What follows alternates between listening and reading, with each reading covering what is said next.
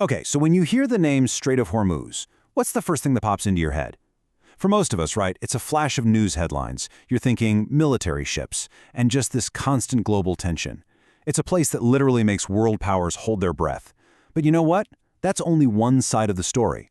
We're about to explore the other side, a hidden world of just breathtaking beauty and ancient culture that the headlines always miss. So let's start with the numbers, because this is what all that tension is about. 21 million. That is how many barrels of oil pass through this narrow bottleneck every single day. Now, to put that in perspective for you, that's more than 20% of the world's entire daily oil supply. All of it funneling through this one little strip of water.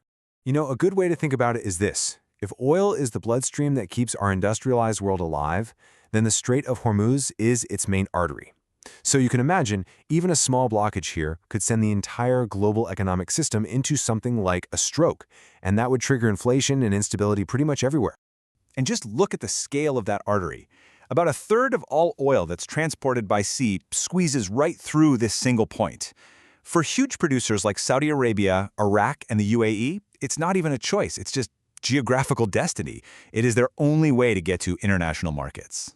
So what all this strategic importance creates is a state of, well, permanent tension. Hormuz almost never experiences what you and I would call true peace. It just kind of exists in the state of gray zone warfare. It's this constant, simmering conflict that never quite boils over into an all-out war, but it also never really settles down. Right, so this is the world we always see on the news, the world of conflict. But what if that is only half the story? Because I'm telling you, beyond the guns and the radar, there is this absolutely astonishing world of natural beauty and ancient culture, and it's just quietly thriving in the middle of all these geopolitical storms. Our journey into this hidden world is going to start on an island that honestly looks like it belongs on another planet. We're heading to Hormuz Island, which is the heart of this region's unbelievable geology. And believe me, they call it the Rainbow Island for a very good reason. We're talking 500 million years ago. Ancient salt layers got pushed up through volcanic deposits, creating these stunning salt domes. This crazy process packed the island with over 70 different minerals, and it literally painted the entire landscape with a palette of colors that you really have to see to believe. And the result is, well, it's just incredible. You've got beaches where the sand is this deep, rich red from iron-rich soil. And get this, that same red earth, they call it gilac, is actually used as a local spice. You've got mountains streaked with rare purple and vibrant sulfur yellow, valleys filled with these incredible statue-like rock formations carved by erosion, and just these colossal caves made of pure white salt. It's a total geological masterpiece. And this creativity, it isn't just in nature, it's in the architecture too. Take the Mahara Residence. It's a hotel complex made up of dozens of colorful domes, and it was built by locals using a technique called super adobe, which is basically just sacks of local dirt. The whole thing mirrors the island's own rainbow landscape, and, incredibly, it creates a structure that can handle both the intense heat and earthquakes. Okay, so now let's leave the rainbows of Hormuz Island and journey across the strait over to the Omani side to a place called the Musandam Peninsula. This is a place that's defined by these dramatic landscapes, ancient traditions, and just a profound sense of peace and quiet. Now, people often call the peninsula the Norway of the Middle East, but you're going to have to forget about lush greenery. The reality is this stark, dramatic landscape of sun-scorched limestone cliffs that just plunge into this deep blue water. These incredible fjords were formed as the Arabian tectonic plate slid under the Eurasian plate, which caused the land to sink and the sea to just rush into the valleys. And nestled deep within these fjords are these tiny villages that are completely inaccessible by road. The only way in or out is by these traditional wooden boats they call dhows. Life here is simple, it's traditional, and it's entirely dependent on fishing. And when the boat engine cuts off, you experience a silence so deep you can actually hear the waves lapping against the cliffs. And that isolation, it can be really intense. In fact, this is where a famous English idiom actually came from.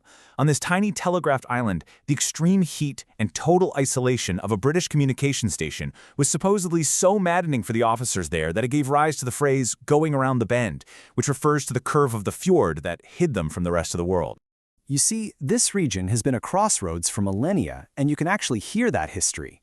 In one really remote village, you'll hear a language called Kumsari. It's this completely unique dialect that was formed over thousands of years, as sailors from all over the world stopped for fresh water and just left a few words behind. It's like a living history of the strait. And that maritime soul is still alive and well today in the creation of these ships, the Lunga. These are massive wooden vessels, a UNESCO-recognized heritage, and they're built entirely by hand. But what's really astonishing is that the master builders often work without any formal blueprints. They just rely on ancestral knowledge that's been passed down through songs and tradition to measure every single proportion by eye. Beyond the culture, there's also this incredible world of wildlife. The waters around nearby Hangam Island, they're a sanctuary. Here you can see dozens, sometimes hundreds of wild dolphins just leaping and playing in the water. And their joyful presence, it makes you completely forget that you're in one of the most heavily fortified military zones on the entire planet.